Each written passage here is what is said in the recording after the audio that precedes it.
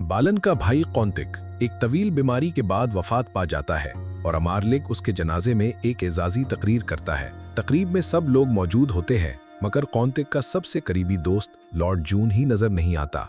Lord गाय जो ना जाने लॉर्ड जून से किस बात का हसद रखता है।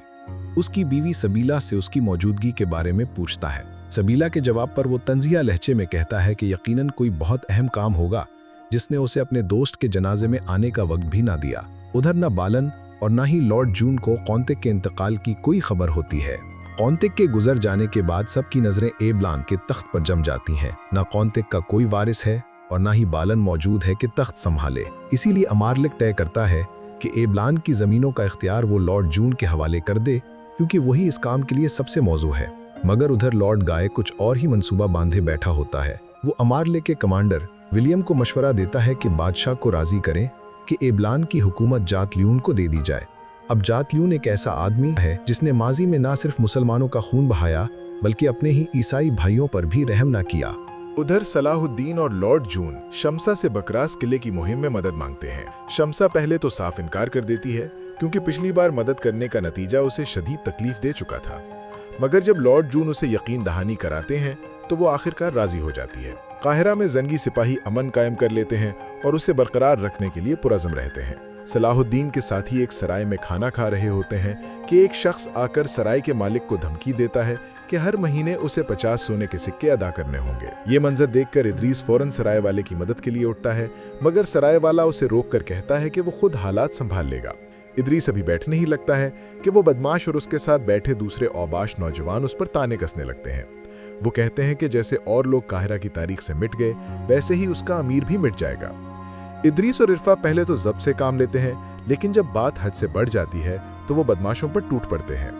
देखते ही देखते सब जमीन पर गिरा दिए जाते हैं और सलाहुद्दीन के जंगजू इस पर काबू पा लेते हैं। सराय वाले को नुकसान का मुआवजा देकर और बदमाशों को आइंदा के लिए सख्त वार्निंग देकर वो सब वहां से रुखसत हो जाते हैं। शाम को शाहवार जंगियों को दावत पर बुलाता है मगर जौहर की मौजूदगी से माहौल में कशीदगी फैल जाती है।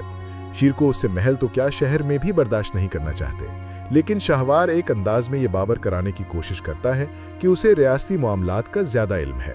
काराती गेन मशवरा देता है कि इस मौजू पर किसी और वक्त बात की जाए मगर सलाहुद्दीन उसे टोकते हुए कहते हैं कि शीर को शाम की फौज के कमांडर हैं और जानते हैं कि कब कौन सी बात करनी है। कुछ देर बाद शाहवार सबको अपने परिंदों के बारे में बताने लगता है और बातों ही बातों में एक परिंदे को जंगियों से तशबीह देकर कहता है कि उसे सियासत का कुछ इल्म नहीं बस तलवार के जोर पर लड़ना जानता है। ये सुनकर शीरकों का गुस्सा भड़क उठता है और जब शाहवार की गुस्ताखियां बढ़ती हैं तो वो चाकू फेंककर परिंदे को मार गिराते हैं। माहौल सख्त देखकर काजी फाजिल शमसा से दरख्वास्त करते हैं कि वो कुछ गाए। यूं शमसा के गाने से फिजा तो खुशगवार हो जाती है लेकिन दिलों में छुपी नफरत ज्यों की त्यों रहती है। सुबह होते ही सलाहुद्दीन शाम जाने का फैसला करते हैं ताकि वो सुल्तान शाम और अपनी वालदा से मुलाकात कर सकें। मगर रवानगी से कुछ देर कबल लतीफ़ के वालिद उनके पास पहुंचते हैं और इल्तिजा करते हैं कि वो लतीफ़ के साथ बकरस कले की मुहिम में शरीक हों। उनका कहना होता है कि वो इस नाजुक काम के लिए सलाहुद्दीन के सिवा किसी पर भरोसा नहीं कर सकते। लतीफ़ के वालिद की बार बार दरख्वास्त पर सलाहुद्दीन आखिरकार मान जाते हैं। फिर सब लोग एक साथ बकरस कले की तरफ रवाना हो जाते हैं। रास्ते में लॉर्ड जून बालन से कहता है कि उसे सलाहुद्दीन पर भरोसा नहीं लेकिन बालन उसे यकीन दिलाता है कि सलाहुद्दीन हमेशा उनके हक में बेहतर साबित होंगे। इधर शाम की सल्तनत को सलाहुद्दीन की इस खफिया मुहिम का इल्म ही नहीं होता। यारूकी जो मिस्र की फतह के बाद वापस आता है सुल्तान को मशवरा देता है कि अब अमारलेक की चालों को रोकने का वक्त आ गया है और इसके लिए सबसे बेहतर कदम होगा बकरस कले को फतह करना। यारूकी के इसरार पर सुल्तान रजामंद हो जाते हैं। वो मौदूद को भी साथ चलने को कहते हैं लेकिन यारूकी को यह फैसला कुछ खास पसंद नहीं आता। कले के करीब पहुंचकर सलाहुद्दीन और लतीफ़ अलग हो जाते हैं ताकि सलीबियों को उन पर शक ना हो।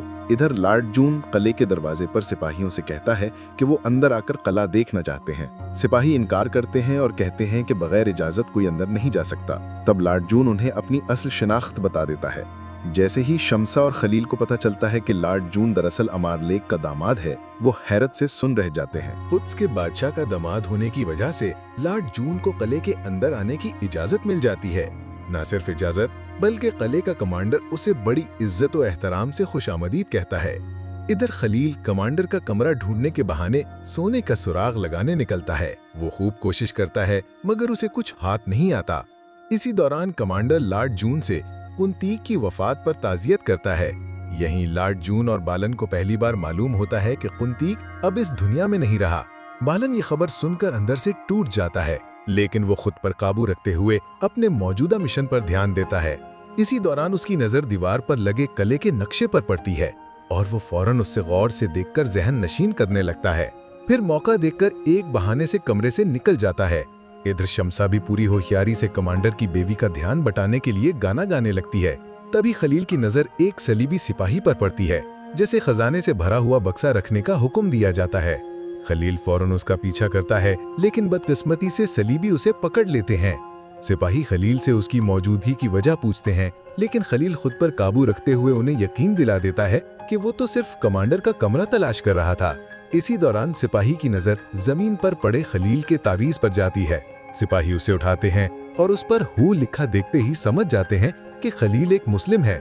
लेकिन इससे पहले कि वो कुछ कर सकें, बालन अचानक पीछे से वार करके सिपाही को बेहोश कर देता है। क्या वो और सिपाहियों के पहुंचने से पहले सोना ढूंढने में कामयाब हो पाएंगे? जानने के लिए देखते रहिए हलाल रिकैप्स।